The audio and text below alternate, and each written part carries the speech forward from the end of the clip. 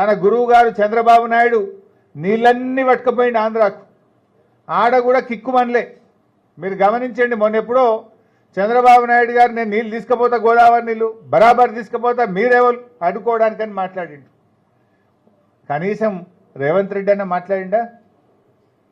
నీళ్ల మంత్రి ఉత్తమ్ కుమార్ రెడ్డి నోరిప్పిండా? ఎందుకంటే ఉత్తమ్ కుమార్ రెడ్డి పద్మావతి గారు విజయవాడకు పోయి చేపల పులుసు తినొచ్చారు చంద్రబాబు నాయుడు దగ్గర. రేవంత్ రెడ్డి ఏమో చంద్రబాబు నాయుడు ప్రజాభవన్కు పిలిచి ఈ మధ్య అడుగులకు మడుగులు వచ్చి ఆయనకు పాదపూజ చేసిండు. అందువల్ల మీకు అడిగే ధైర్యం లేదు, ప్రశ్నించే దమ్ము లేదు నీకు. ఉత్తమ్ కుమార్ రెడ్డి గారు కుటుంబ సమేతంగా పోయించిండు చంద్రబాబు నాయుడు గారి దగ్గర, మంచి భోజనం చేసి వచ్చిండు. రేవంత్ రెడ్డి గారేమో గురుదక్షిణ చెల్లిస్తుండు. దాంతో కృష్ణానది నీళ్లు మొత్తం కూడా ఆంధ్రాకు పోయినాయి. ఈరోజు నల్లగొండ జిల్లాలో పంటలు ఎండిపోతున్నాయి. నీళ్ల మంత్రి జిల్లాలోనే ఈరోజు పంటలు ఎండిపోతున్నాయి.